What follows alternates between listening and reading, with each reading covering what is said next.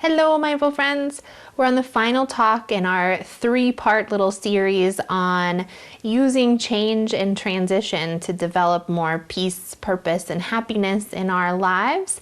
And in the first 2, we talked about how before we can move forward and start using these experiences for growth and transformation, it's good to pause and examine how we're actually feeling about them.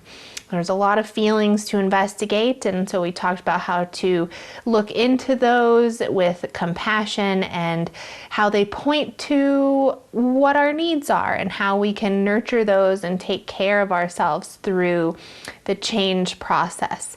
And then we talked about how we can grow insights from those emotions and feelings that we identify into what we really value.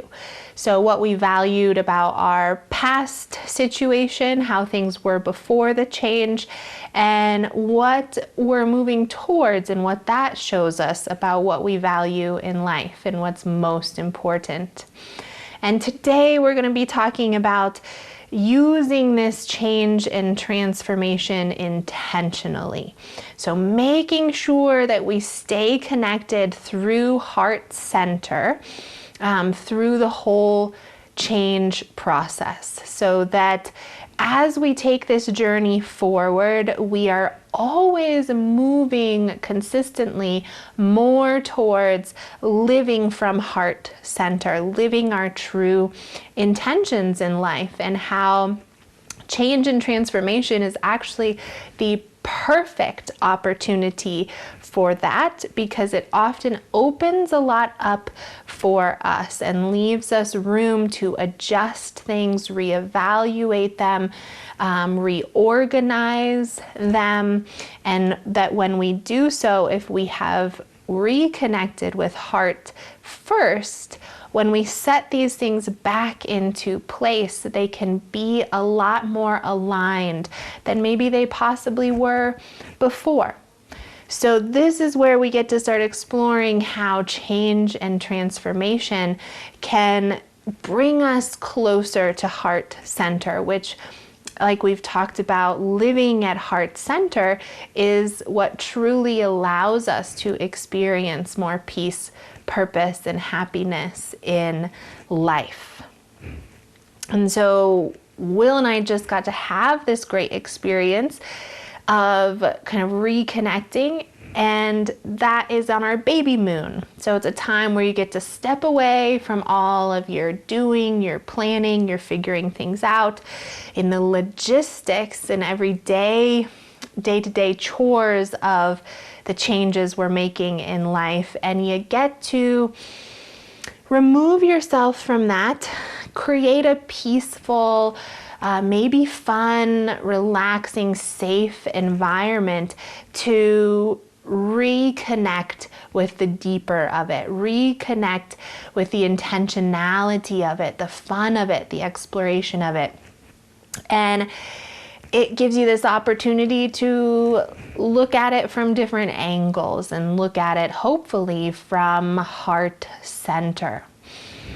And so we take this same concept into any change or transition that we're moving into. Sometimes we can be on that forward moving train, that forward motion, and we get so stuck in the logistics and what's coming next and who do we have to call, what do we have to arrange, what do we need to buy, that it can take us out of the intentionality behind the process we're going through. That it's really a super opportunity. This is new spaciousness in your life, big movement in your life that can bring you closer. I'll give you the opportunity to get closer to heart center. And so as we're making the change, we're thinking, how can I give myself a little space and time to step away and come back into a peaceful space environment where I could turn inward and reflect a little, reconnect a little. So thinking about this for yourself, it does not have to be a whole baby moon. You don't have to go away. It could be creating yourself a little half-day retreat in your home where you're a little more silent. You do meditation. It could be a moment in the backyard, drinking some tea. Maybe you take some extra walks by yourself. But creating space for yourself where you can reconnect, disconnect from the going, doing, thinking, planning, solving, which we all know in times of change and transition can be a big part of the process. But making sure we still have time to step away from that and give ourselves a little space, a little peace to reconnect. So we create that peaceful space and we turn inward, reconnect with heart, and really remember, ask ourselves those fundamental questions of a mindful practice in general, which is, what matters most to my heart? What does my heart value most? And this is linked to not, what I want to get materially, what I'm hoping this change will get monetarily, who it's going to bring into my life. This is around who you want to be through the process, how you want to show up, what you're cultivating within yourself, what energies you want to be bringing into this next experience so that you can be that kind of intentional presence in this next stage. So these are things like, man, I really value peace. And I'm going to use this change to figure out in this new configuration of my life, these new situations, how am I going to bring more peace in? Or we say, my heart's deepest values and intentions are compassion. So how am I going to use this change to develop more compassion? And it doesn't necessarily mean that we need to then start figuring more things out like, oh, I have to do a different job, or I have to have a different position in this next change journey, or I got to change more. You don't really. You think about, how can I take care of my internal state? What makes it easier for me to stay connected to heart, which means you're nurturing yourself. You're doing self-care, you got that self-love, you are creating an environment around you in this next stage that supports intentionality, which means you're not too overwhelmed, you're not too flustered and cluttered and going all the time.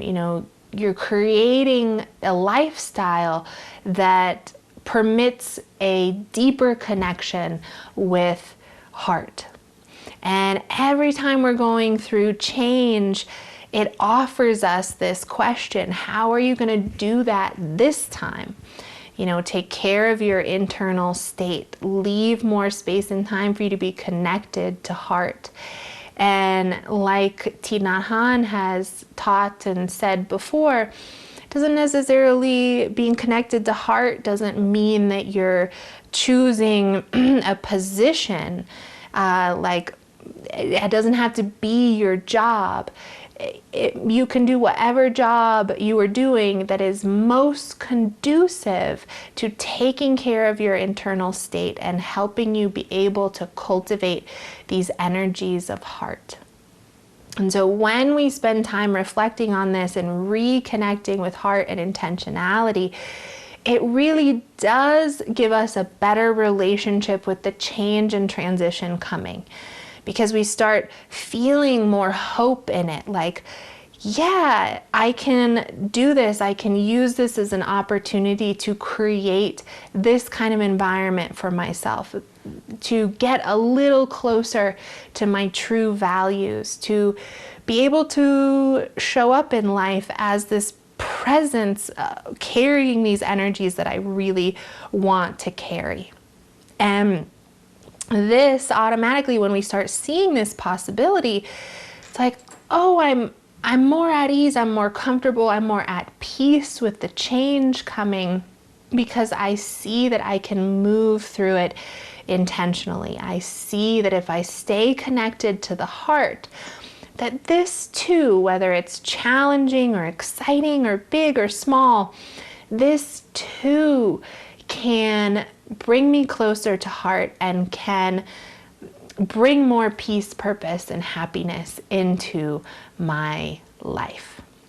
So I invite you this week, look into the changes happening, figure out how you can give yourself some intentional time to step away, have a peaceful moment, reconnect with heart, and ask yourself, who do I want to be through this?